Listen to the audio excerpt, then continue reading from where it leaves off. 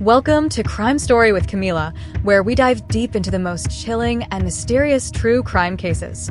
If you love real-life crime stories, make sure to like, subscribe, and share so you never miss an update. Your support helps us bring you the most in-depth investigations and untold stories.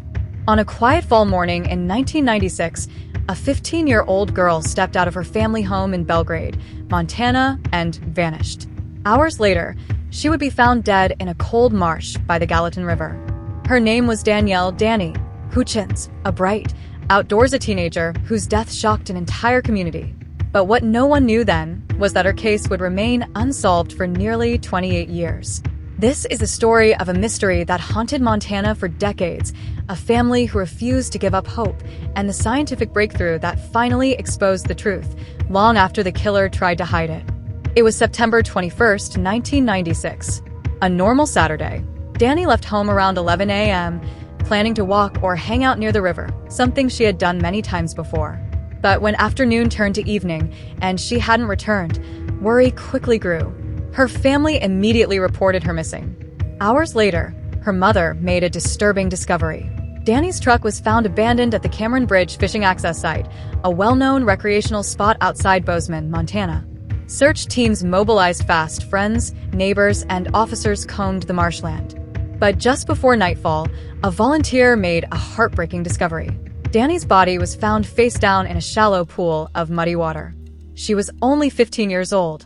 Early speculation pointed to a tragic accident, maybe a fall, maybe drowning. But her family didn't believe it. And deep down, neither did investigators. The Gallatin County Medical Examiner ruled that Danni died by drowning, but the manner of death was listed as undetermined, meaning not confirmed as an accident, not confirmed as a homicide, just unknown. But the details didn't make sense. Danni was healthy, athletic, and familiar with the terrain. The marshy water where she was found was shallow, so shallow that drowning there seemed unlikely without another factor involved. Adding to suspicion, investigators collected male hairs found on her body, underwear containing semen, confirmed by Gallatin Sheriff and DNA reports. Yet in 1996, technology was limited. The hair had no root, which made DNA extraction impossible at the time.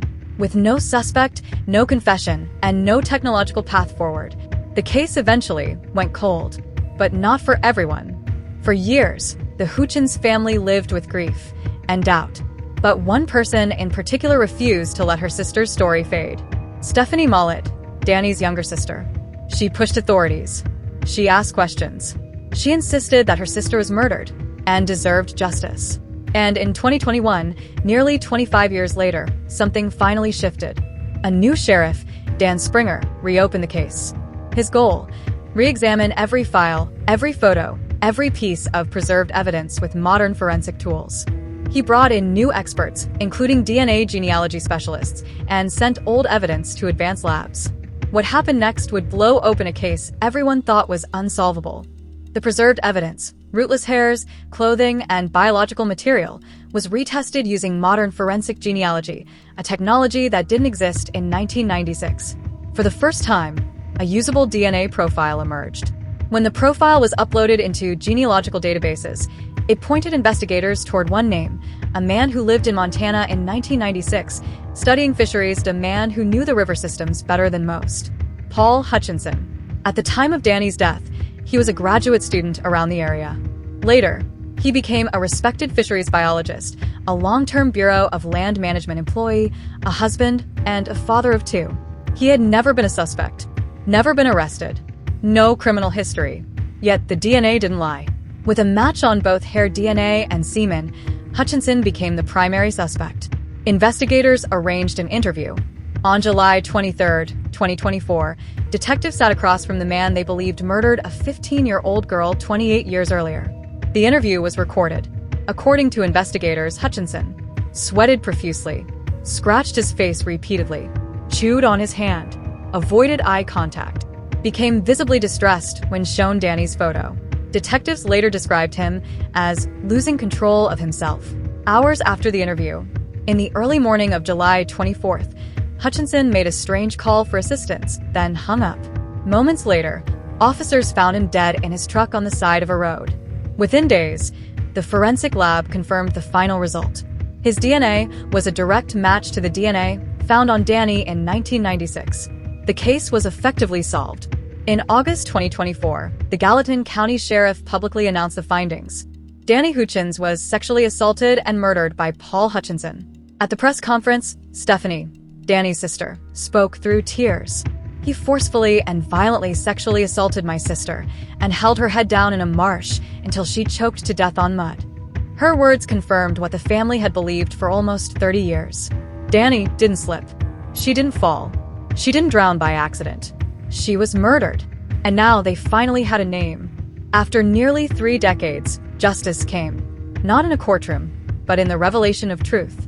Modern DNA science had spoken for Danni when she no longer could. For investigators, the case highlighted how rootless hairs, once considered useless, can now provide the key to solving cold cases. For families everywhere, it showed why old evidence must never be forgotten. And for the Houchins family, it ended a nightmare of unanswered questions. Though the man responsible escaped earthly justice by taking his own life, his identity is no longer hidden. The truth is known. And Danni's voice, silenced at 15, has finally been heard. This has been the death of Danni Houchins. Thank you for watching, and remembering her. Thanks for watching. For more interesting videos, please subscribe.